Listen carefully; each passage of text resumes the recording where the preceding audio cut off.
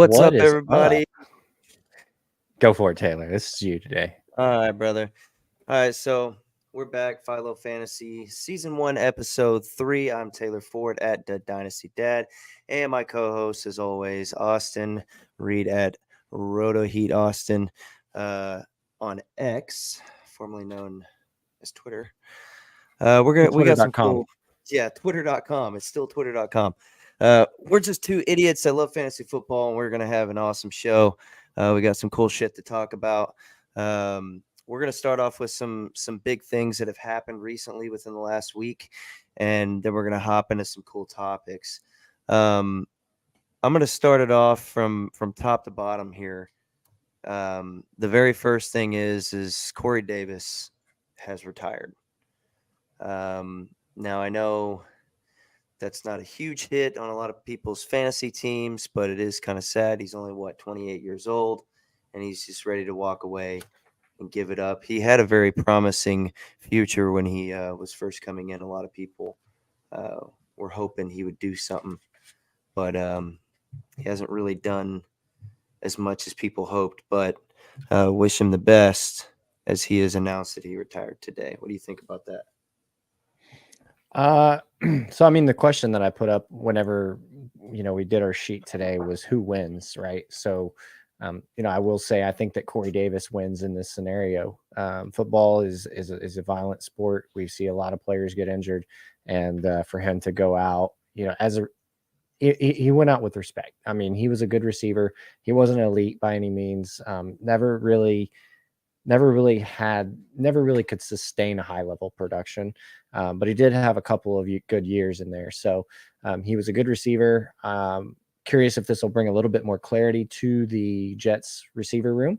So we'll see what that's about. But I think for the biggest win here is Corey Davis. It sounds like this was a decision that I'm sure probably wasn't easy, but one that was maybe necessary. I'll be interested to hear more come out about this story, about why exactly he made the decision to leave the NFL and retire at such a young age, and we'll see what comes out of this. But I think there's going to be more to come on this for sure.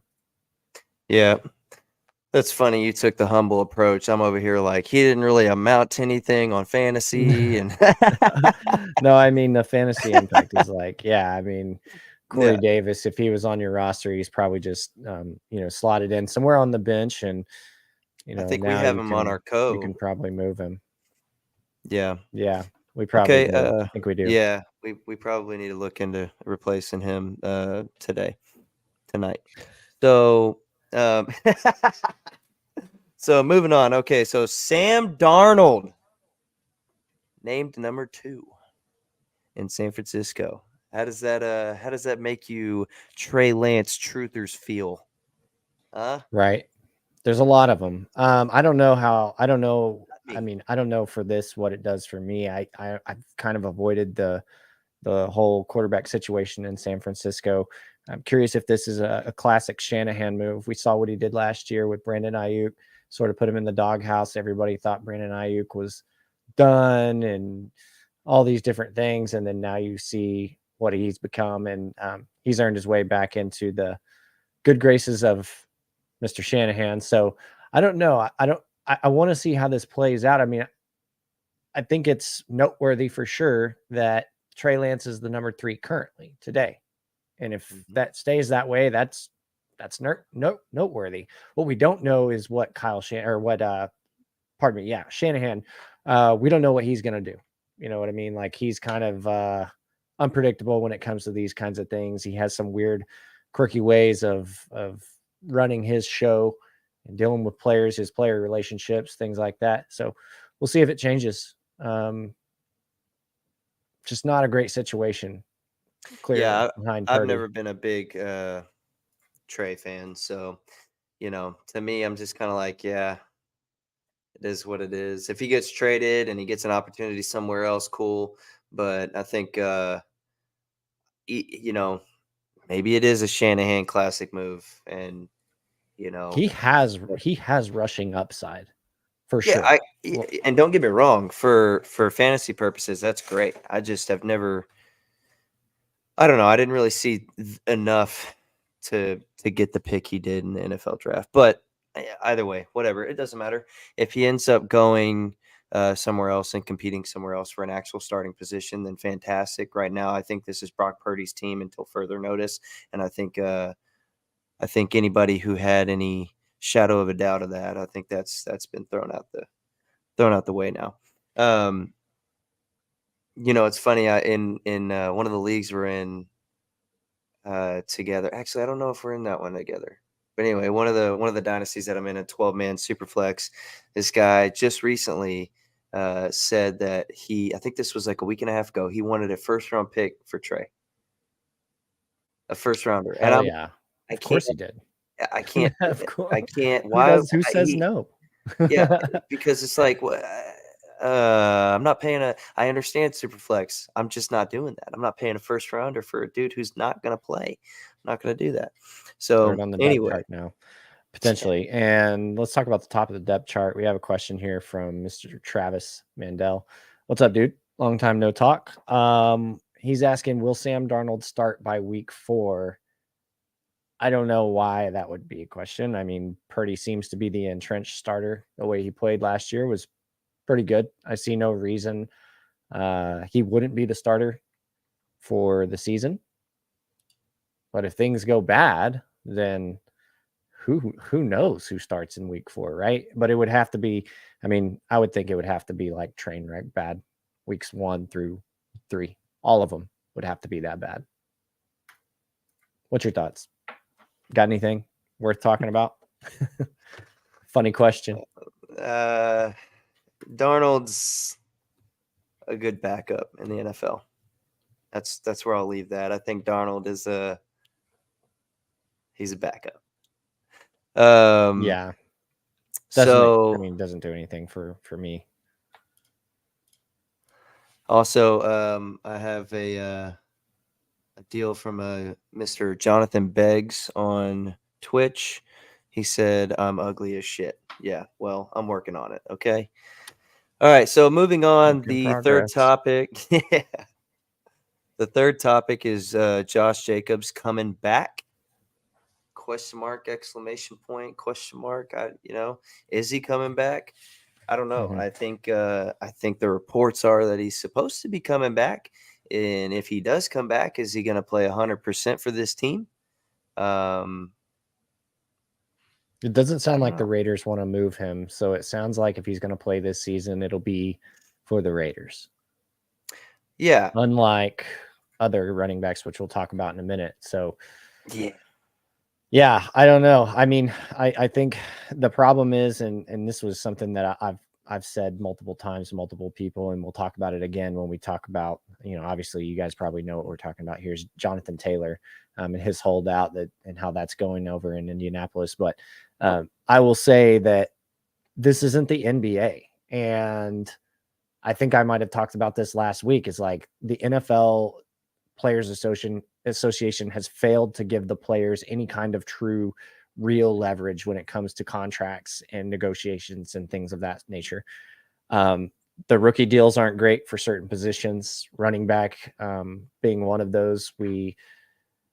But I will say too, the shelf life isn't great. Like when you look at running backs who have got contracts after, their second contract, they get all this big money. And then 2 years later, it's a terrible deal. 6 years into their career, that's a long time. So, I don't think that the NFL does a great job of giving the players any kind of leverage in these situations. It's always one of those things where you got one of two options. You can come back to the team, join the team, and lose a little bit of money, or you can do what Le'Veon did, lose a whole lot of money, and then somebody behind you is going to take that opportunity and they're going to run with it, because this is the NFL and everybody's professionals. And the people that show up for work and do their jobs, work hard, they can take your spot. It can happen. It doesn't matter how talented you are, especially when it's a numbers game. I mean, these owners, they know that the players don't have leverage. So the holdouts and all the stuff, we see it every year. It's almost like clockwork, and it's virtually ineffective. I mean, the players always end up especially rejoining for the running teams, backs, right? Yeah, they always end up rejoining the team. Like Le'Veon's the outlier, right? Everyone else, they always come back. Again, especially for running backs, and you just named a running back. That's a perfect example. That motherfucker thought he was going to go and get paid somewhere in an astronomical amount of money. He sits out for a season and then comes back and Amber Heard's it. So, yeah, no, there's 6 total teams right now that have reached out to the Colts for JT. Miami being one of them. The Texas A&M kid. He's got a lot of speed and showing promise. I know Mostert's getting older, so if they get JT, I feel like just about everybody in that backfield kind of takes a back seat. But I don't think it's going to happen. I think Miami is trying to get players at a fraction of the cost of what they should be getting, and that's why they haven't gotten players like Dalvin and others that they've reached out to. So, yeah, I don't see that happening for Miami. That'd be awesome. I think they have a loaded roster, and that would be really cool to see. But I don't see it happening. All right, they got a lot of money tied up in star power. Yes, they do. So. Yes, they do. I'll let you start this next one, bud. Okay, before we kick the next one off, I'm going to throw another question up real quick because I do appreciate those coming in, and I appreciate both of you guys stopping in for sure. Super cool of you guys. Mike Abbott says, where should Zeke be drafted this year, and what's the effect on Ramondre? Are we talking redraft? Are we talking dynasty? If we're talking redraft, I think there's a place for Zeke for sure. I mean, I think either way, short term, there's a place for Zeke, right? So I think that Zeke's going to find his place in the offense. I don't know where it's going to be yet. Obviously, want to see how that plays out. Want to see him get on the field. Want to see how he looks, what kind of situations they use him in before I can maybe figure out, what they're going to do. I don't know. Bill Belichick's really unpredictable with running backs. He always has been. So I don't, these are very similar running backs in certain ways. I think that Ramondre is going to have the edge as far as being explosive, but he's still a red zone threat, as good as Zeke could be in the red zone for the Patriots. Ramondre is still going to be a red zone threat. I do think that Ramondre has a little more receiving upside as well. I don't think he's a bad receiver. But I don't think necessarily that either of these guys are great as far as, going out on routes and trying to stretch the field or anything like that. I think these are all just, they're going to use them in dump passes, get them into space and try to let them go make a play, run somebody over. But you got to get down the field. And sometimes Zeke looks like he's got concrete in his shoes. I know his time is the end of his time at Dallas, dude. It was just bad. It was like so bad. It was noticeably different when you saw him run versus Pollard run. And that's the thing, man. Like he's going to have to pick it up. Dallas ran him into the ground. But hey, listen, I like the question, Mike. So I just did a 10-man redraft the other day, and Zeke went in the 15th round. So if that tells you anything. So yeah, late. Yeah, late. Now the effect on Ramondre, personally, I don't think it's any more than anyone else that was on that roster, maybe a little bit more. There's some reports coming out saying that Zeke was working a lot of passing downs. So maybe they use him a little different in New England. Maybe Belichick does a little different with him and gets him in some passing downs a lot more. So, I know there's because Pollard kind of had that role more often than not for passing downs in Dallas. So, but I will say this: I think Dalvin Cook is going to have a bigger effect on his team than I think Zeke going to New England and having an effect on Ramondre. I will say that. Yeah, I mean, have we ever really just truly loved a running back from the Patriots in the last 10 seasons? No, because as soon as you start falling in love with dude, like, we found one. And then Belichick's like, just kidding. RBBC, running back by committee. Yeah. Always. Every time. And he's always Ramondre's been the closest thing that we've seen in recent memory to a workhorse, quote unquote, running back. I mean, last year, Damian Harris was there. And is he still there? Or no, I think he's in Buffalo, right? He's in Damian Buffalo. Harris? Yeah, Yeah, that's what I thought. Got a lot of running backs. Yeah, so I mean, they had another running back there that was, I guess, always maybe in the mix of being a threat to Ramondre, and he didn't really do a whole lot to take anything away from Ramondre. Ramondre still had a very good season last season. I expect more of the same. I mean, I do think Ramondre Stevenson's going to be a very good running back for the Patriots this season. I think for fantasy's sake, he'll be a really good running back, both in dynasty and in redraft. I think the immediate impact with the Zeke signing, he could lose a little bit of value right now, but it might be a good buy window if you've got somebody who, is silly enough to think that Ramondre is going to lose a bunch of work to Zeke.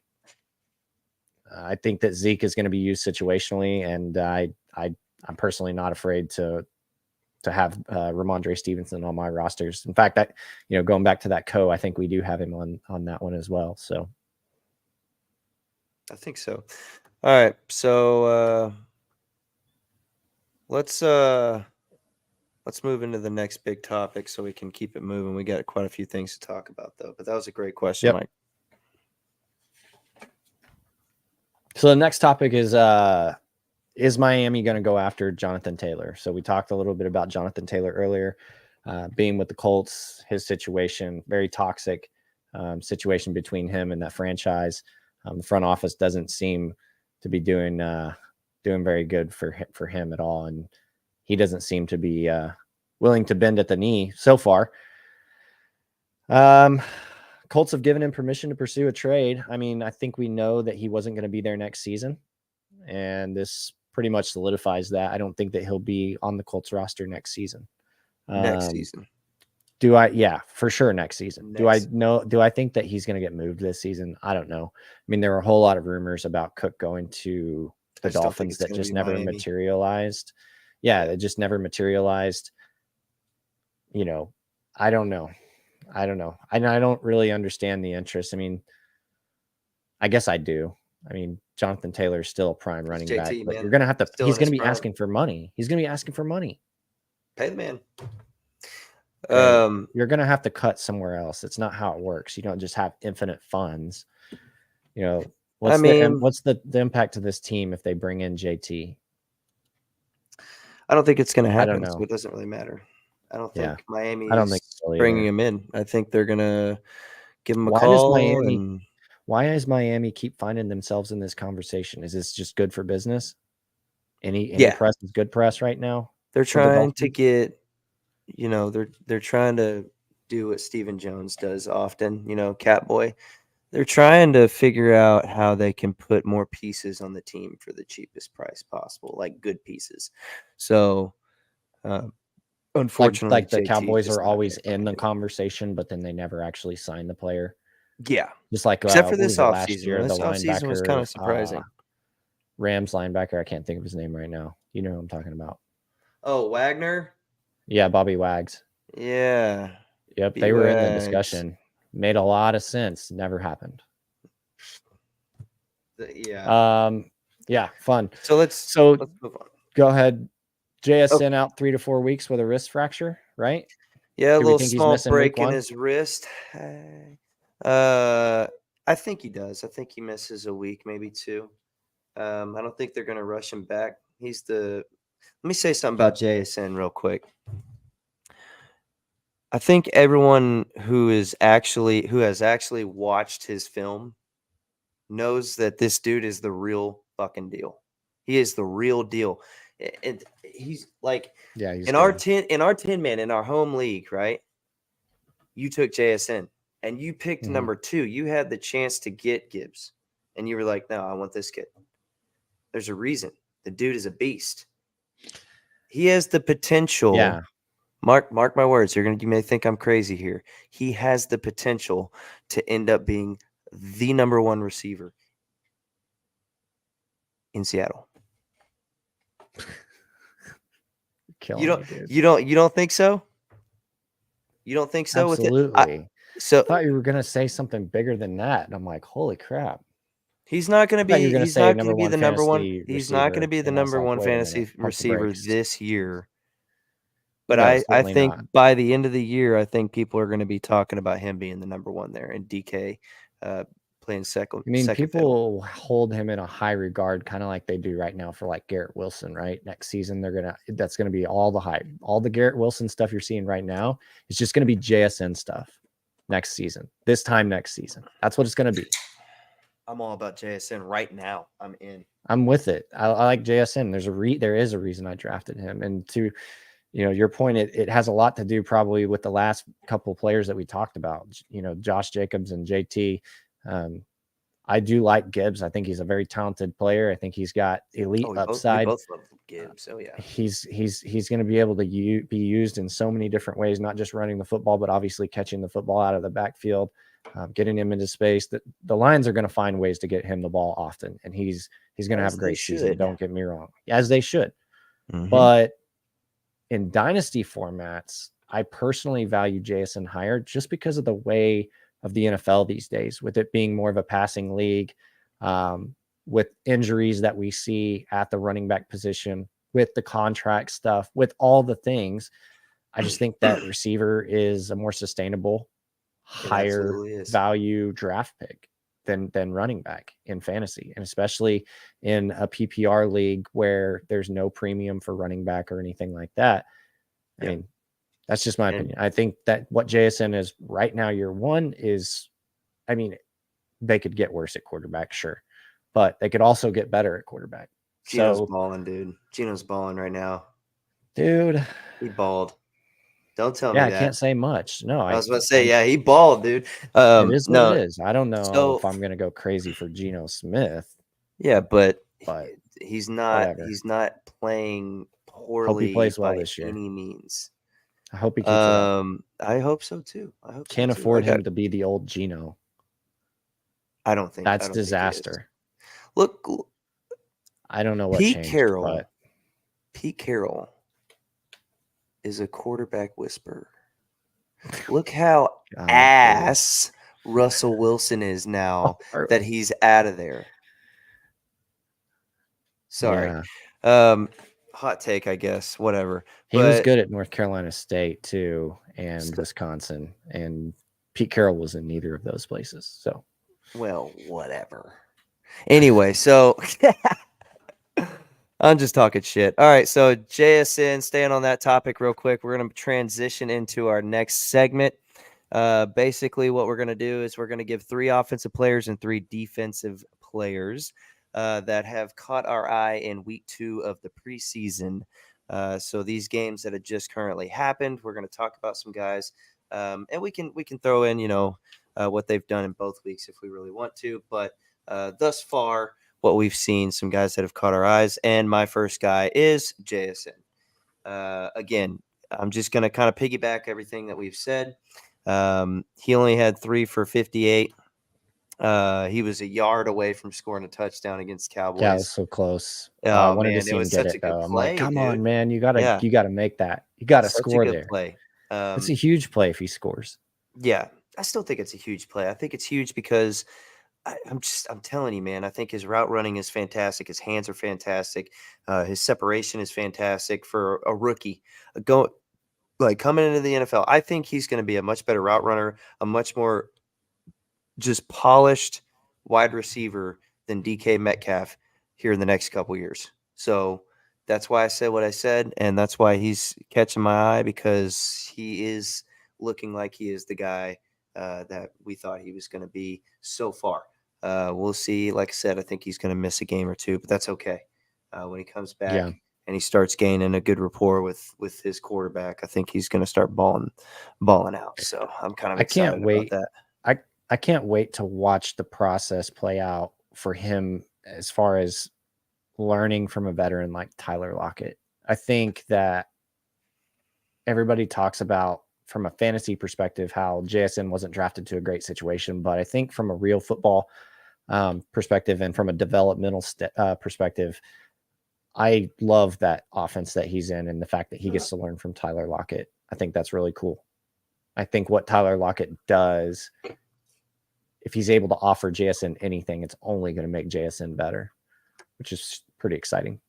Tyler Lockett's going to be the number 3 pretty quick this year. Probably so. So who is your first offensive?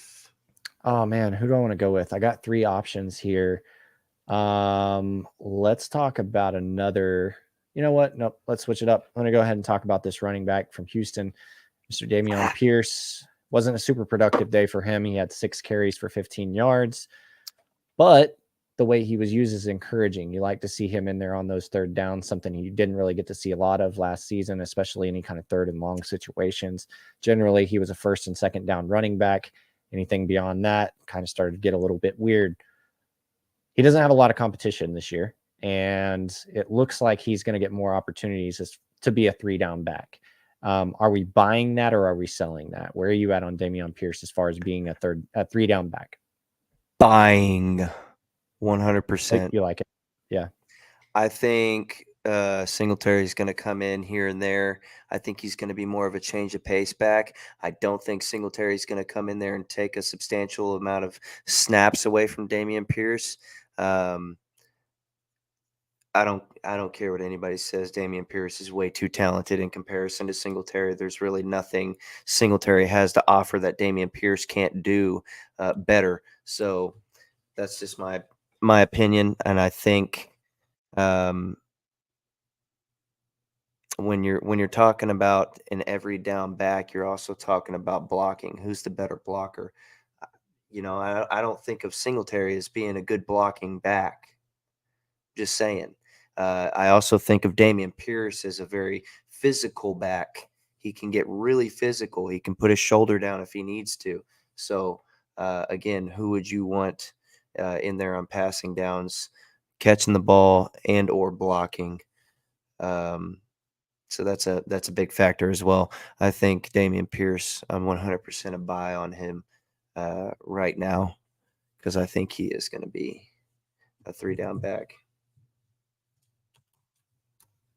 So, moving on to my second guy. I was totally on mute there. Oh, yeah. I was gonna go ahead and move. No, you're good. You're good. Okay. Basically, I was just gonna say to wrap it up on Dameon. I mean, he has the makings of a 3-down back in terms of how he runs, his physicality, gets north and south really quickly. He has good change of direction. He's explosive, does a lot of things well. He's not afraid of contact. But with that, I would say it would be nice to see him get a breather every once in a while and have Devin Singletary come in and run a couple of plays and then just let Dameon get right back in there. But I'm with you. I'd like to see his role grow in that offense. I'd like to see him get more of that third down work and be more of a 3-down back. Yeah. Absolutely. So my second offensive player that has kind of been catching my eye, and this one kind of is both weeks, right? Combined. That's wide receiver out of Baltimore, Zay Flowers, the rookie. This kid is just he only had 2 receptions for 37 yards, but he did have a tutty. And I'm gonna tell you right now, that titty looked good. Okay. Did you did you see I do love titties. Hey, bro, did you see the cuts? Did you see the little yeah, he's quick. Oh my God, he can get around for sure. Oh, he's in and out. He gets in and out fast, dude. And just like what I was saying last week, bro, this wide receiver core is wide open. Okay. Yeah. They need someone to step super up. slippery. Odell's coming back. We'll see. But Zay, man, this guy, yeah, dude, is quick. He's quick. He looked shifty. Like he definitely made that play for sure. That was 100% Zay Flowers. He looks small, man. Like I don't know. I don't care. Maybe not. Maybe not till somebody puts some hands on him at the I ain't line. worried about it. I want to see how he does. Look at Devontae Smith. That dude's small as hell. He's a professional athlete, not snapping like a twig. But he's also one of the best route runners in that class and arguably one of the better route runners in the NFL. Like he's legit. That's you gonna say Zay Flowers isn't a good route runner? No. I'm saying I need to validate that before I just go crazy because the size thing is a concern for me as far as being able to create separation using his size. And that's not everything. His size. That's not everything. Plenty of guys can do it without using their size. I mean, hell, Monroe St. Brown, as compact as he is and stout as he is, he's not out there just sunning people. Yeah, there I are mean, he's guys just that smooth. He have gets in and out done quickly. fine He's being smaller yeah, guys in for the sure, NFL, for sure. but you got to I'm be not fast, saying you that got to about be Zay. I'm just shifty, saying, and you got to yeah, get yeah, he release. has those. Yeah, he definitely has those qualities, and man, he looked good on that play for sure. So definitely somebody to keep an eye on. Absolutely. Mm-hmm. I do have a bet on that though. That year one, I think I put it on Addison in our home league that he would have a better season than Zay Flowers. So me and Really? Zach, yeah, Zach, I took, yeah. yeah, me and Zach got that channel. I took Addison and he took Flowers. So Of we'll who's going to see. have the better fantasy or who's going to have the better Year year one, this year? yeah, Mm. yep, And you and yeah. I Addison. like my guy. Yep, Hmm. we'll Okay. see. I don't know. We I shall don't know. see. We'll see how Who's it your works number out. two? Number two, I'm going to keep with the receiver theme, and I'm going to go Mr. Romeo Doubs, Green Bay wide receiver. Another week, another touchdown for him. He looks really good working in and out of zones. He showed off his strong hands this week by making 2 really great catches. He shows good range and body control, being able to snag the football out away from his body, having those strong hands, and then being able to finish. So he looked great. He made a nice catch on the sidelines, a big play. And then he had the other in the end zone where he kind of mossed somebody almost. So he looked really great on those 2 plays. He looked good last week when he, broke free up the middle. He seems to be comfortable in the offense, seems to feel confident in his game right now, how he's playing. He seems to be trusted as well by Jordan Love. So he's an interesting guy for me again this preseason, week 2. And I think that should carry over into the regular season. I think that he's going to be a very productive wide receiver in this offense. I don't know for sure if he'll be the wide receiver 1, but I think he could be. I think it's possible. It's possible. I mean, I think that I like him a little less I than like him Christian. more. I think he very well could be the number one by the end of the year. I don't know. It just Yeah. depends on if Watson goes back to his old self and starts dropping a lot of passes. Then our quarterback there, Mr. Love, is going to lose confidence in him. But no, I think he's been. Is it Dobbs? Doobs? I don't. Yeah, I This think it's guy, Dubes, Doobs, what Doobies. I call So him. Mr. Doobies, he's Daubs. been. I don't know. Yeah, Dobbs is a dog. Um, he's been playing well. He's been Yeah. playing really well. So yeah, Yeah. definitely think he has an opportunity to make it number one. He played Hmm. pretty well this last week. Week 1 he played well, so I think he's doing really well, and he's definitely catching some people's eyes. Yep. Okay, so I'm gonna go into my number 3. It is our dude, Javonte Williams. He's back, baby. He didn't do a whole lot. They had him on a snap count, but he did 3 carries for 12 yards, 4 catches for 18 yards. He had 7 total touches in 10 to 12 snaps, and that's what he was going to be held to, 10 to 12 snaps regardless. But yeah, he's back. He's back on the field. I'm excited. For all these people saying Samaje P. Ryan's going to take his snaps, y'all have lost your mind. I don't really know what to tell you. You've lost your mind. Samaje P. Ryan is an OU guy. I'm an OU guy. Boomer Sooner. I know Austin hates OU, but I'll tell you one I thing don't right hate now. OU. I'm brutally honest about them. Samaje P. Ryan wasn't even the best running back on OU. Okay. He wasn't the best running back in Cincinnati, and he's not coming to Denver and all of a sudden going to be the best running back with Javonte Williams in that backfield. That's just not how it works. There are literally Yeah. people on Twitter or X, whatever you want to call it, making the case that Samaje P. Ryan, what up? But yeah, there are people making the case that Samaje P. Ryan is going to be the guy. Oh, it's a fun discussion, right? Because most people don't actually believe that. So it's just a fun discussion that attracts attention to people who are just dying It's all for it. clickbait. Yeah. Call it whatever you want. I don't care. It's all the same. But Javonte Williams he's the supremely talented back. He does have the 3-down back upside, like we talked about. Dameon Pierce needs to have. He has that. He is the 3-down back. And And that's not necessarily taking anything away from P. Ryan. Like, I know that's like, oh, you hate OU. No, I don't hate OU. I'm brutally honest about OU. P. Ryan's a good running back. Like, he's stout, dude. He He's is. stout. He's tough. He is He's solid a change of good, pace back. yeah, he's a good veteran running back now. Had a few years in the league under his belt, so he should be able to bring a nice veteran presence that's needed. And he's still a young guy. You know, he's not an aging guy or anything like that. He'll still be able to get some opportunities here and there. They'll still use him situationally, as I think they should. I think Javonte Williams needs that, but I think the concerning thing that people have with Javonte is the injury. They don't really know, you know, with the injury, what kind of work he might cede to Samaje Perine. So I guess it's an interesting subject just for that reason. Is it realistic that he's going to be, you know, that he's either going to get more carries or more yards or maybe touchdowns? We'll see. But at least touches and yards. Is he going to get more than Williams? The answer is no. No, he's not. No. It's a No, big but he's a great. I mean, dog. I will say he's a good handcuff. Sure, like there's value in that. Of course, I think he's a good handcuff. Absolutely. Given the situation, but as long as Javonte Williams is healthy, P. Ryan his role is going to be pretty small. All right, so I got another one that I'm going to throw out here. This is another running back that we can talk about. Jacksonville. He's had a great offseason so far. A lot of hype coming out of the Jags facility and in these preseason games. Tank Bigsby, 13 carries, 70 yards, and it looks like all he needs is an opportunity. You know, he could make this a very scary rushing attack for the Jacksonville Jaguars if he's able to carry this over into the regular season. Would like to see him be a tougher runner.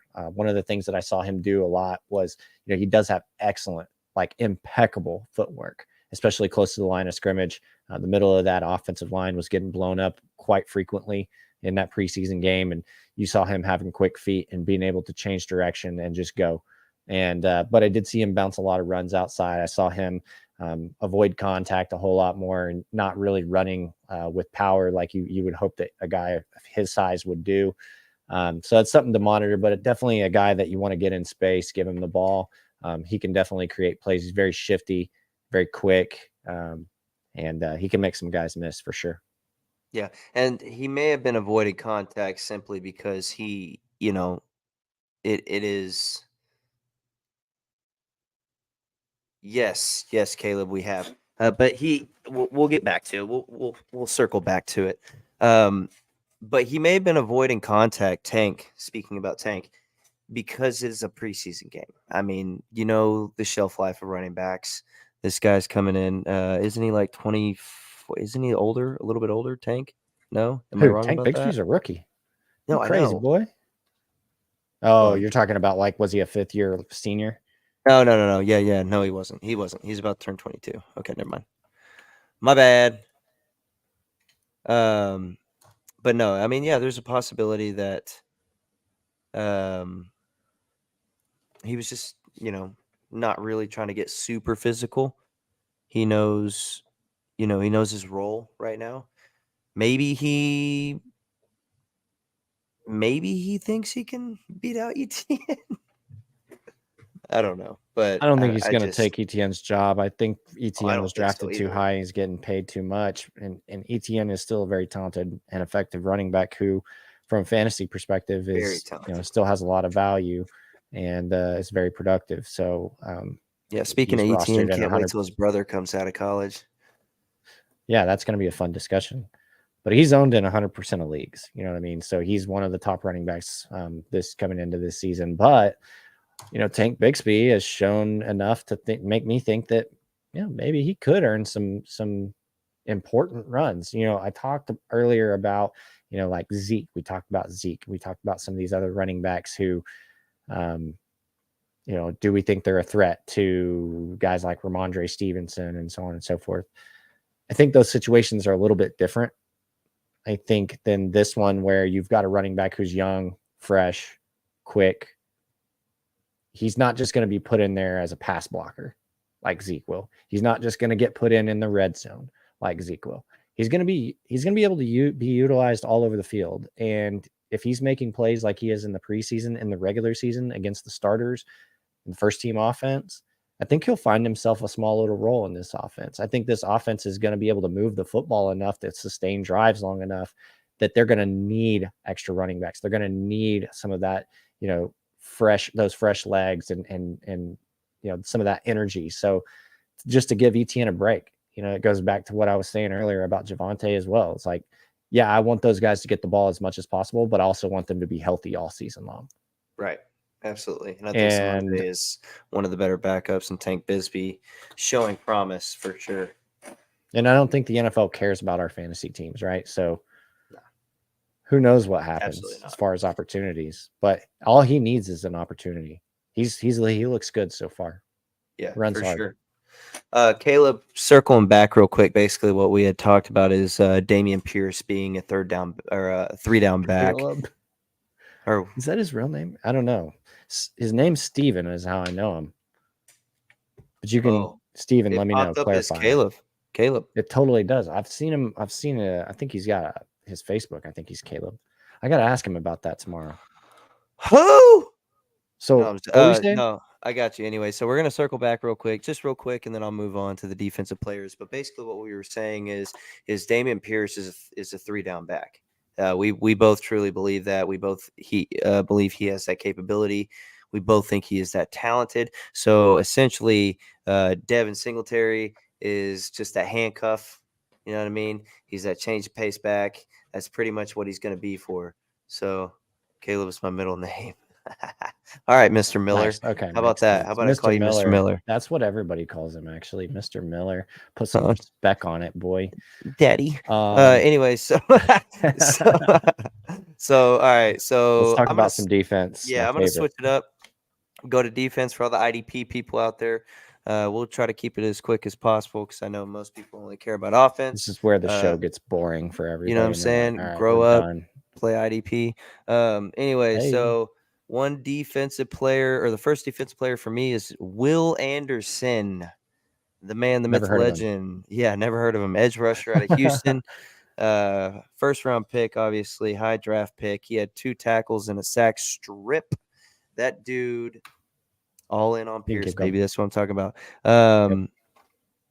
So he had a sack strip, ran the running back over, got the sack and the strip.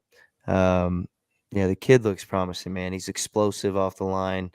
Good hands. Calling the kid. He's a man. He's a man. He's a grown ass man. No, he looks good though. He looks really good. Very explosive. Good hands. Get some good extension out there. Not afraid to run somebody over. All the things you should say about a top. Who was top 3? 3 draft pick. He was the 3rd. Yep. That's what I thought. Okay, I'm gonna go with a position that actually, you know what?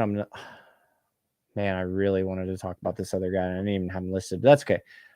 Talk about another rookie. We'll go with Nolan Smith, defensive end for the Eagles. Didn't really have a big day statistically, but he did look like he could be a dominant force with his combination of speed and power off the edge. Super excited about that. I know you and I had drafted him, I think, in our co-league, and I've tried to grab him everywhere that I can. I think that his athleticism, his athletic profile, we all know how he tested at the combine running. I think he ran like a 4.3, and he's just a giant.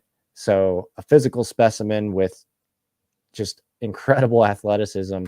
But he looked the part. He looked the part on the field, which is good. When they put the pads on and turn all the lights on and we do the preseason thing, he looked good, and he looked good against starters. So, I am curious to see what his playing time looks like in this defense, what kind of role he's going to have, where they're going to fit him in, what his snap count's going to look like. And then I'm curious if he's going to be able to sustain that kind of, disruptive engagement, if you will, into the regular season, because he was disruptive. He was noticeably disruptive on that defense. And even though the stats didn't show, you love to see a player who's able to be that effective for the defense, run out there every game, because the more opportunities they get, more they're on the field, they're gonna make those plays eventually, and they're gonna rack up some fantasy points. Yeah, and I think we all know who the starting edge rushers and anyone who's going to be on that defensive line. And I don't think it's going to be Nolan Smith. It's going to be Hassan Reddick, Josh Sweat, Jalen Carter, Jordan Davis, Fletcher Cox, Brandon Graham. Those guys, the guys that have been there doing it for a while. So Yeah, but Nolan except for Smith Jalen has Carter. that outside linebacker profile. He's not really that Yeah, true defensive he end is style like listed him and Hassan. as the Sam behind Hassan Reddick. Yeah, I was going to say like him and Hassan Reddick are, I mean, same position, but in my mind, they're kind of two different players. So Hassan is more of the traditional edge rusher than he is an outside linebacker, in my opinion. I'm very interested to see what he can do. I think he is definitely worth a taxi stash right now. I just don't think he's going to do much in IDP this year. I think he's going to be a really good taxi stash because I'm not 100% sure um, on all the logistics of Hassan's contract, but I think he's done after this year in Philly. I don't know. I'll have to look at that again. I'll backtrack on that. But if he is awesome for Nolan Smith, if not, we'll see. But Nolan, he didn't have the best numbers in college, but he definitely had damn good numbers at the combine, which really upped his. Well, he was injured a lot, which, Yeah, if you're not available and you're injured a lot, and that was best kind of one of ability the is things where I didn't have Nolan Smith ranked super high in my rookie rankings, to be honest. Like everybody kind of had him in the conversation of like that top 5. I didn't have him anywhere close to that. I'm going to be honest with you. I might have had him like top 35. And the reason was the injuries. Yeah. Was the combine stuff exciting? Yeah, of course it was exciting. Like it's fun to watch a guy of that size that plays that position and then runs a 4.3. Come on. Yeah. But He is a super freak. 4.3, 4.4, whatever. Either way, the dude is freaking fast. But it's what he does. I wanted to see him do this at the NFL level, and I want to see him stay healthy. And if he's able to do those two things, I mean, he has all the tools He's to a really big be great. dude. Yeah, he's a big dude. He's super quick. He's super fast. I want to see him use his strength a little bit more. I want to see better hand movement, off the ball. But for the most part, yeah, dude, he's a freak of nature. He easily could be something huge. So, and I hope to see that from him. Now, I mean, being a Cowboy fan, I would hate to see it against Cowboys, but the guy is a freak. So, the other games you're good with. Yeah, the other games he can kill it. All right, so Steven or Mr. Miller, we call him. Yeah, Mr. Says, Miller. This is his first season playing with 6 IDP players in fantasy. The guys I got aren't looking real great. So the good news is we got a show for you, and we can help you out. I mean, we've been doing this for a long time. Absolutely. We'll handle that for you for sure. If you want to just tune He's in our stuff. league though, so we can't really help him that much. we got you, bro. Yeah, we got we'll you. Help you. Yeah. What I would say is whatever the best guy you have, trade him to me. That's the best advice I can do for you. No, we give we've been doing this for a long time as far as IDP goes. Like when we started the whole dynasty thing, we kind of dove 2 feet in and we did IDP as well. We did not only just a couple IDP players, we did full IDP with like contracts and all kinds of stuff. And then from there, we've experimented in other leagues. We've a couple of the guys that were on the show earlier, actually, Mike and Travis, we did a 32 team like real NFL salary league with a full IDP. Like it was full rosters. It was crazy. That was a lot of fun. And then we've done Devi, we've done all kinds of stuff. And so with that said, our experience in IDP, I've done an IDP show with Roto Heat.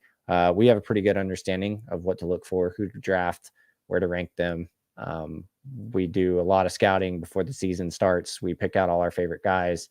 And every year I get super excited because early on in the film process, when you find your guy that gets you excited and you're like, oh my God, yes. For me, that this year, that was Drew Sanders and, Felix Anadika Zoma got me really excited from Kansas State. Last season, it was Malcolm Rodriguez from Oklahoma State, just insanely strong for mine his this size. year is Kalijah Cansey. Yeah, I knew you were a big Cansey fan. I love So Clyde yeah, I Cansey, mean, man. I like Devon Witherspoon's going to be a beast. Witherspoon's an Um, and animal. you know what? As a matter of fact, let's go ahead and transition back into your defensive player. But before we do that, the long and short of that is we do this IDP thing. We've been doing it for a little while. If you ever need any help, hopefully you can come here. We can help you. You can always talk to us privately, or you can hit us up on Twitter, hop in the comments here. Or if you're Mr. Miller, you can just talk to either one of us at work. That's super cool too. Yeah, All right, or so the let's go ahead little and get your guy here. This rookie safety, if you know who I'm talking about, he's going to get talked about a lot. He was one of those other guys that I was going to mention that I was like, yes, getting excited about. yeah. And this is one of those things, Steven, you know, that little gold lamp that you have right on your nightstand. You could just grab it and rub it a little bit, and I'll come out and be like, boom, Jartavius Martin. You see what I'm saying? Safety out of Washington. I got you for days right here. So this kid is an animal. I have him in a ton of Yeah. my leagues. He is going to be a starter. He is going to he's going to ball out. He only had 2 tackles, okay? This last game. He only had 2 tackles. But if you would have saw the highlight, if you've seen the highlight of the interception he had, it is insane. He literally yanked the ball away from the receiver and then started returning it downfield super fast. People weren't able to catch him. I mean, this kid's a baller. He's ready to ball. So I'm It was a super wild excited. play. Yeah, it was a wild play. And Jartavius Martin, he can do it in a lot of ways. He's going to be one of those guys that gets a high tackle percent, a lot of tackles. He's going to generate a lot of fantasy points that way. But he's also one of those guys who can cover. He's not a small guy. He's not afraid of contact. He's not afraid to get physical with these receivers, and he's not afraid to go up for the football. So he's got good ball skills. He's always seems to be in a good position, has good speed, good range, and he can make tackles. So he's really got all the qualities you look for in a safety when you're in IDP leagues. I actually have him in our home league. Super happy about that. Suck it. I think he's going to be really good for sure. All right. Like, Who's your second defensive player, sir? I'm going to go with we'll keep talking about these rookies. I'm going to go with Diane Henley, the linebacker for the Chargers. He got the start this week. He had 6 solo tackles, 3 assists, so 9 total tackles and half a sack. He led the team in total defense. He looks to be the part. And we've talked about Kenneth Murray on this show. I've talked about Kenneth Murray on other shows. Never really was a buyer of Kenneth Murray, even coming out of college. Just didn't really see it happening for him. And so far, he hasn't been able to put it together. So there's an opportunity in the middle of this defense for somebody to step up. Now, with that, I will say they brought in a guy from, oh my gosh, the Vikings. Who am I thinking of? Not Barr. Kendricks. Yeah. Eric They Kendricks. brought in Eric Kendricks from the Vikings, and he's absolutely going to be a starter. I mean, he's a veteran guy, still a really, really good player in my opinion. But Diane Henley should be the second linebacker for the Chargers, and I think he could have a really good fantasy. Yeah, I think he could have a really good fantasy season. You want to have those interior linemen or linebackers, unless you get somebody who gets you a whole bunch of sacks and stuff like that, and who can play the edge and is effective. That's not really his style, though. Diane Henley really truly is more of a linebacker that's going to be used on the inside, and I think he could have a really good season. For sure. Oh, Mr. Miller, he's a Vikings fan. He says Kendricks is washed, but that's only because they let him go. Which is what we always say about the players who leave our favorite teams, like Tyreek Hill, washed, done. But it is washed. So all right. No, I'm super happy about Henley, dude. I remember whenever we were talking about it earlier on this year, whenever Henley got drafted there, me and you, we started talking about dream. Yeah, we started talking dream about situation. Murray and how he potentially could be the starter. I agree with you. I think he is going to be the starter. I don't think Murray's really kind of gotten on that hype train that everybody's on for him. He's kind of just hopped off and been who he actually is, which is subpar. So Devin Lloyd last year was a linebacker that I was projecting to be drafted to the Chargers because they had a need at linebacker last season, probably a bigger need last season than they even do this season with the addition of Eric Kendricks. But that's why I was not surprised to see a linebacker go there. And Diane Henley, it was a very good prospect. Maybe not my favorite linebacker per se, but definitely, top 3 in this class, and just landed in the right spot. And I think he's going to benefit greatly from that. Absolutely. Real quick, before I go into my third pick, I just wanted to throw a sleeper out there for any IDP guys. If you're looking for an interior linebacker and you want a sleeper, just keep an eye on DeMarco Jackson on the Saints. Just keep an eye on him. He's a deep sleeper. Okay, so also speaking about a IDP sleeper, my third pick that caught my eye is Dallas Cowboys safety / linebacker, and I will get to why I put him as a safety / linebacker, Marquise Bell. So this is going to be his third season going into Dallas. He had 4 total tackles, and he had 2 key plays that kept defenders out of the end zone in the red zone, 5 yards or less to go, and he kept himself kept the ball carrier out of the end zone twice this last week. Now, week 1, Marquise Bell was actually the most secure tackler on the team in terms of run defense. So that's interesting as well. Now, as we know, the Dallas Cowboys just recently lost their stud rookie linebacker to it. Hey, don't say don't. Overshown, You're laughing. go for it. Go yes, for it. Live in Overshown. it. Plant your flag. Because I'll give it to you. I'm Can't gonna tell you argue right. against it because I haven't seen him do anything different. So Here's the you can thing: say it, I everything can say we've it, seen whatever. in camp so far, Overshown has literally planted his flag in his and made his case to potentially be the starting linebacker alongside with his boy from LSU, Clark. So and they were even here. And here's how this is how good this kid was playing. Okay, Overshown was playing so good that the coaching staff was literally putting Leighton Vander Esch on the edge to play edge to get Overshown out there more. That's how good he was. And yet he had an injury. So now I guess you're right. We're never going to know. But when he does play, I'm going to say I told you so, that he was a beast, because you said, I don't really know about him. I don't really like him. I don't know, man. I don't know. I just never really could find anything that I would attach myself to and be and like, that's hell fine. yeah, let's I hitch can't this wait to wagon say I and let's told you fucking go. so. But Marquise okay. Bell okay. is an explosive player. He reminds me of his teammate, Donovan Wilson. How did I know?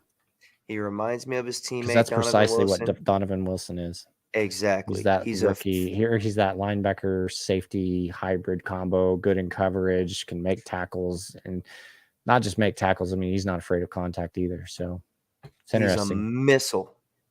Yeah, he definitely flies around.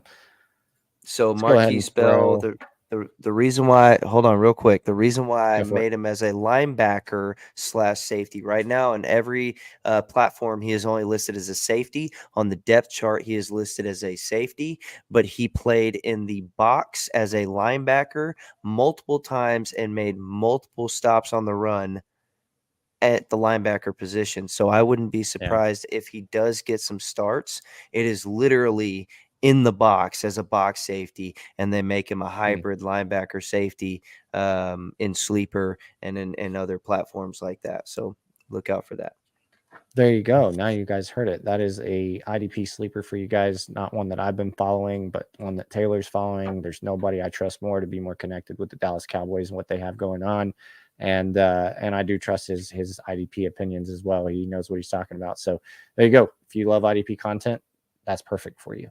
Let's go hop back real quick to Deontay offense. We're going Johnson. to touch on a question. Yeah, it's become more of an interesting question because I only assume Deontay Johnson is the wide receiver one there. But is that you're on the Pickens train? You're all in? Yeah, I think that's Pickens where we're is going. number one. Or is it Allen Robinson that does it for you? Calvin Austin. It's Calvin. The third. It's Calvin the third. Who is the wide receiver one? It is a good question, though. For real, it's a good question. Deontay Johnson. I mean, he's been productive. He was a very good receiver for Pittsburgh for a couple years there when Big Ben was there. They start bringing in new talent. They get a change of quarterbacks. We'll see how this goes with Kenny Pickett. Kenny Pickett looks pretty good this preseason, though, so far.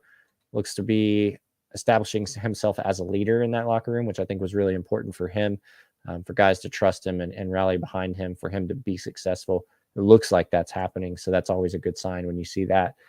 But also, it looks like he's able to lead that offense as far as from a passing standpoint as well. He's looked good this preseason. So I assume Deontay Johnson is at least 1B. I mean, I still think he's a very good receiver. I think he's a very good possession receiver. I think the big play stuff.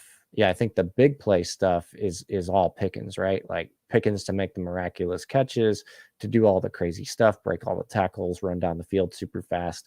That's all great.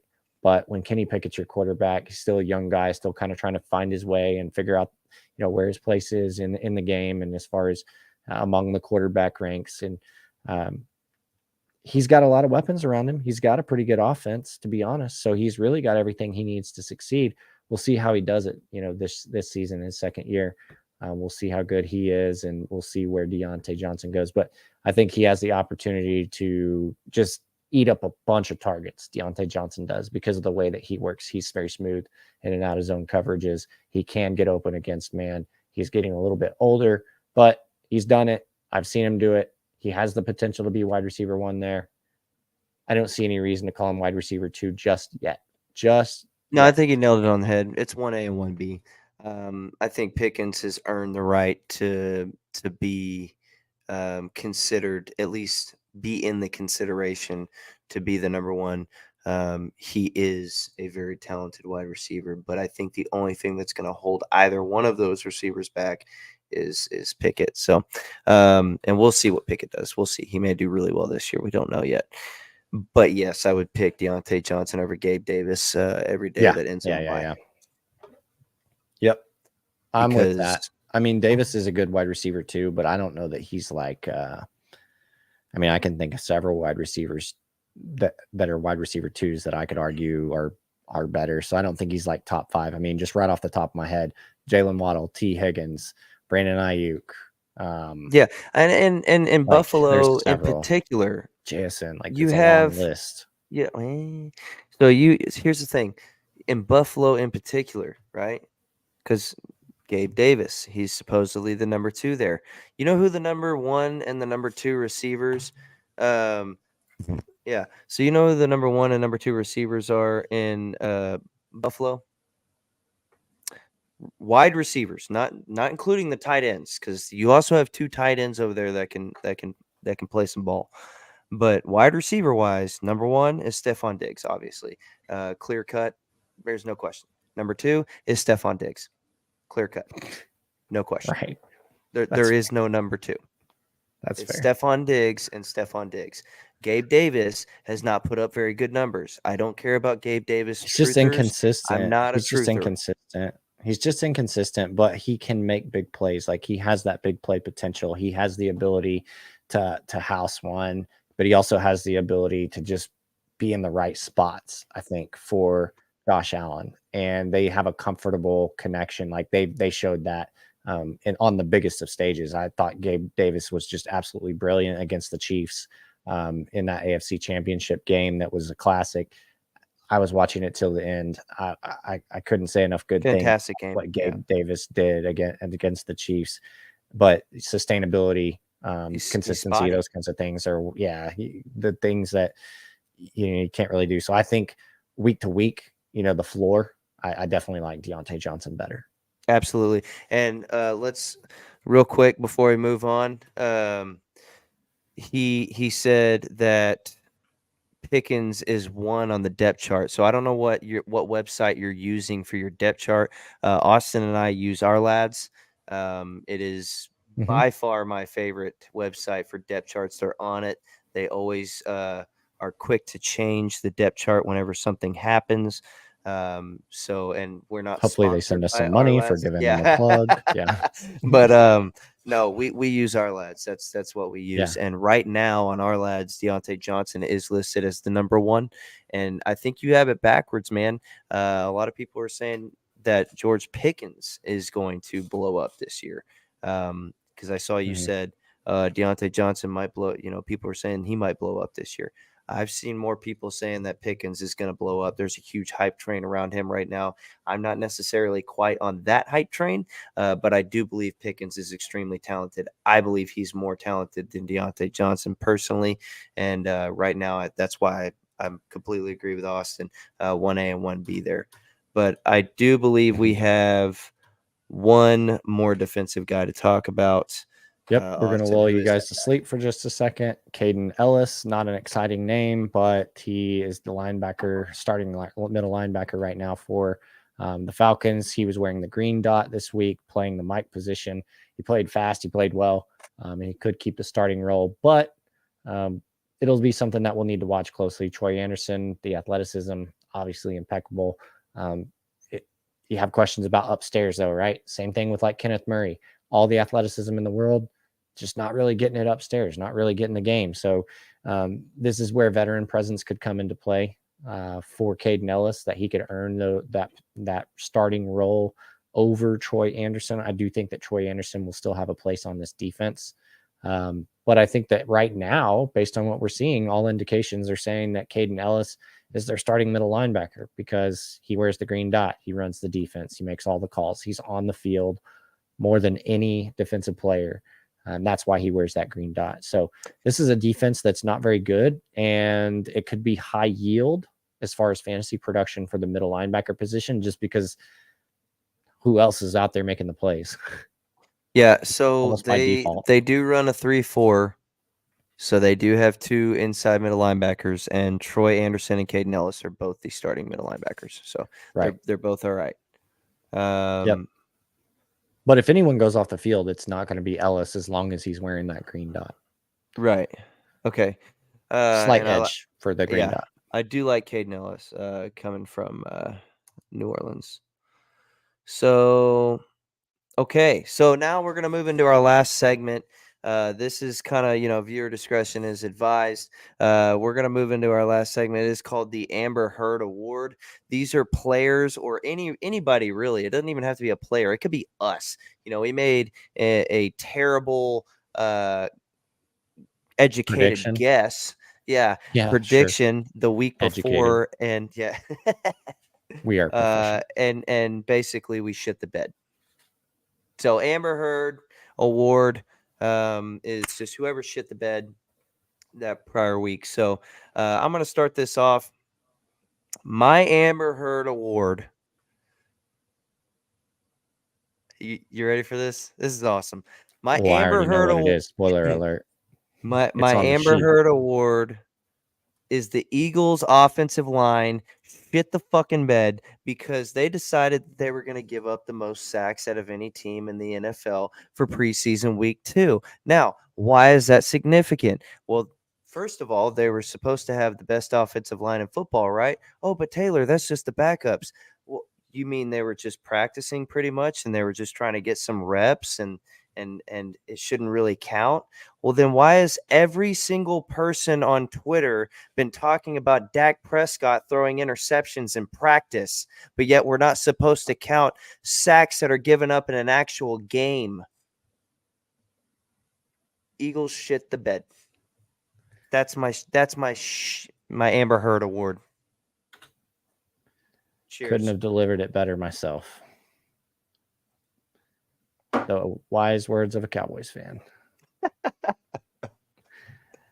I mean, so here's the one thing I will say. When I saw this on the sheet earlier, I started kind of thinking about this a little more in depth and really trying to add some real legitimate context to what this says. Mm-hmm. If you think back to when the Rams won the Super Bowl, what their team was, and then the following season happened, which was what? They were just decimated by injuries, particularly along the offensive line. Couldn't keep their quarterback upright, couldn't move the ball down the field, didn't have any time. They were awful. And everybody thought they were going to be good. Everybody thought that they had a chance to repeat, but injuries and things happened, and they just didn't have the depth behind their starters. Yep. It's kind of the thing that you worry about when you see these kinds of things where you give up, six sacks in a single week. What kind of depth do you have behind your starters? Eagles arguably have one of the best offenses in the NFL. If I was a betting person, I would put my money on the Eagles offensive line to be the best in the NFL again. They're very good. Yeah. What they have behind that, what they have behind that, though, we don't know. I don't know. And then anytime you start to disrupt the offensive line, as far as like you start just plugging and playing, you disrupt the cohesion, if you will, of that offensive line. Right. Things can get sticky real quick. So for that reason, I guess this is notable. Otherwise, it's just preseason and fun to talk about. Just like it was just practice.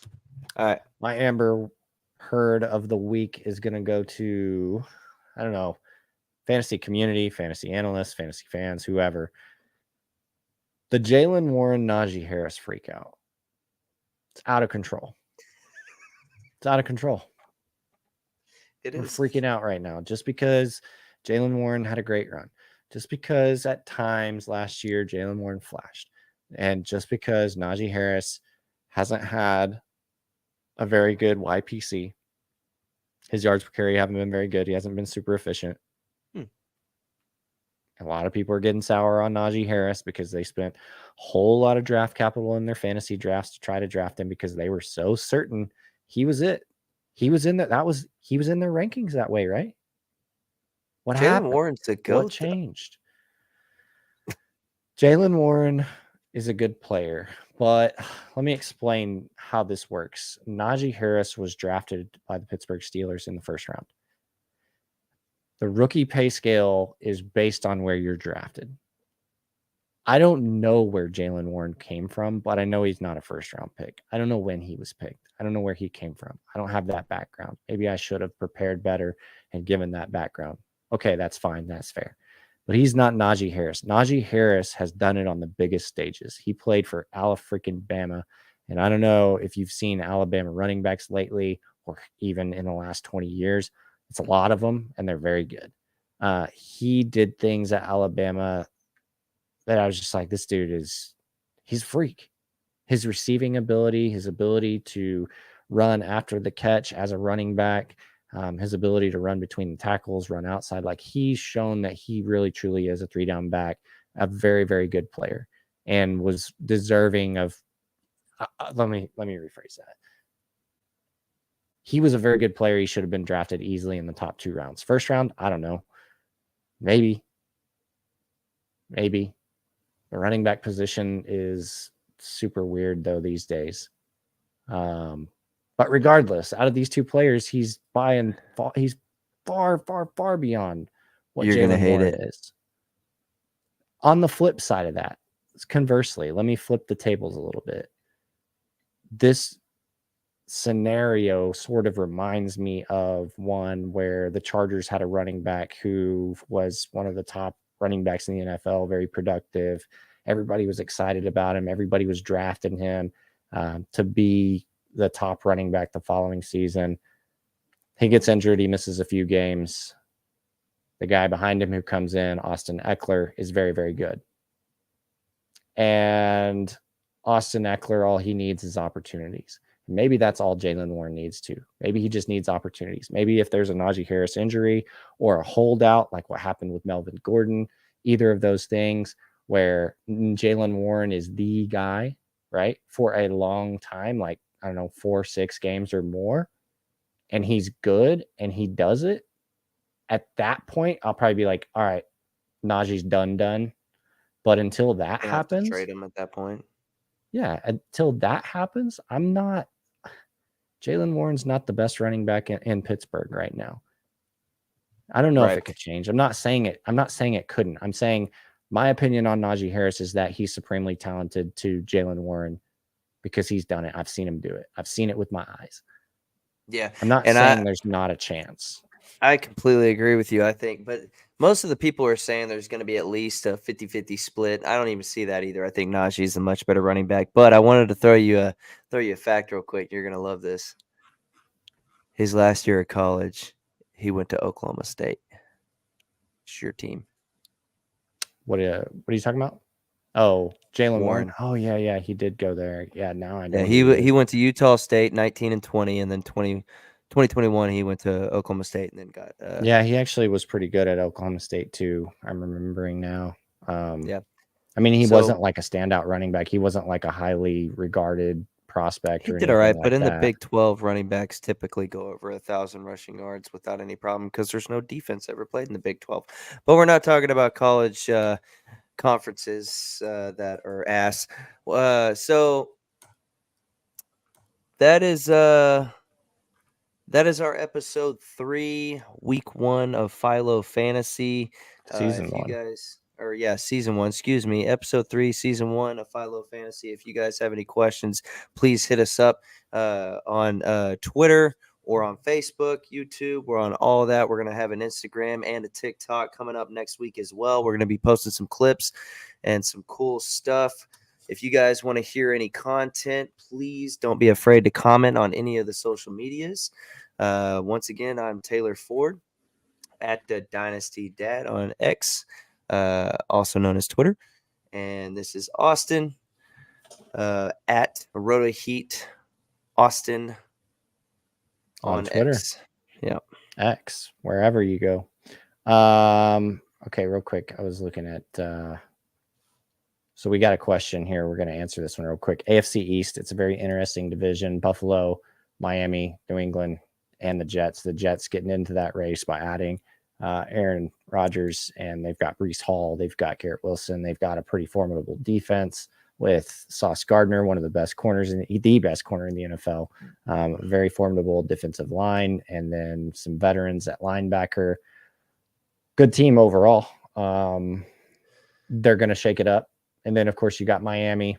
You know, all the talented receivers they've got, 2 at quarterback. As long as he can stay healthy, I definitely worry about the head injury thing with him. But as long as they're able to keep him clean and keep him in the game, I think that they'll have a good passing attack. Running back, they're a little weak. Not really sure what they're doing at that position just yet, or how that's going to shake out defensively. They've got Christian Wilkins on the defensive line, who is just incredible. One of the best defensive linemen in the game right now. They've got some good cornerback presence and some good safeties there in Miami. Buffalo, more of the same, right? You got James Cook, and then now you've got Damian Harris behind him. Running back, not their best position, but very good at receiver, very good at quarterback. Defense is very, very good in Buffalo. A lot of similarities between all these teams. New England kind of seems to be the odd man out in terms of their roster construction. Defensively, you know, they've got some talented guys along the front. Matthew Judon being one of those guys who's just a consummate professional. Dietrich Wise, young. I guess he's not a young guy anymore. He's like, 27, 29. But he's very good along the defensive line. They've added a couple of young guys there. Christian Gonzalez, another young guy they added defensively, who I think is going to be a very good cornerback for them. And then they've got some safeties who can play and who can hit. Offensively, you know, I don't know what they're going to be with Juju being their wide receiver one, clear cut wide receiver one. Not really sure how their quarterback situation is going to play out, if it's going to be good enough. You're definitely going to want to see more from them as far as offensively this season for them to be players. So, you know, I think they're probably the odd man out. Who's going to win, though? Favorite to win? If I had to pick today, man, I'm probably going to say Buffalo, just because they've They've done it. Just because, yeah, they've done it. There's stability in the coaching staff there. It's not all a bunch of changing of hands, right? At the quarterback position, at the head coaching position, got a lot. The New York Jets, man, they're really trying hard this year. You want to believe, and I think they'll be a very good team. I think they're going to challenge Buffalo. I think Buffalo is going to get pissed off about what the Jets are doing this year. It's not going to be easy to win the AFC East, but I think if I had to pick a favorite today, I think it probably would be the Bills. Yeah, and I'm going to give you a really quick answer because I got to take a piss. So basically, this is my answer. This is going to be a quick one. All right. The Patriots are ass. They're not making the playoffs. Okay. But I will give you a real quick shocker here. I think the other three teams all make the playoffs. All three of them. I think that all three of those teams are good enough to make the playoffs right now. Who I think is going to win the division, I agree with Austin. I believe it's going to be the Bills. I think the Bills are going to win the division, but not by much. I think the Jets and the Dolphins are going to be pretty close behind them, and I think all three of those teams are going to make the playoffs. That's my answer. I think there's three really good divisions in the AFC, and that's going to be hard to get three teams from one division in. It's going to cut some people out. Sure. I think they're going to make it'd be hard to say that, but it's possible. Certainly possible. Yep. All right, guys, that's going to do it for us. Philo Fantasy Show Season 1, Episode 3. We covered week 2 of the preseason. We're going to cover more preseason next week. We're going to get you guys ready for the fantasy season. We'll talk offense. We'll talk IDP. We'll talk all the things. But either way, we hope that you guys will join us next week. Send in some comments, talk with us, chat with us. We'll love to answer those on air. And until then, we'll see you guys next time. Later, guys. Peace out.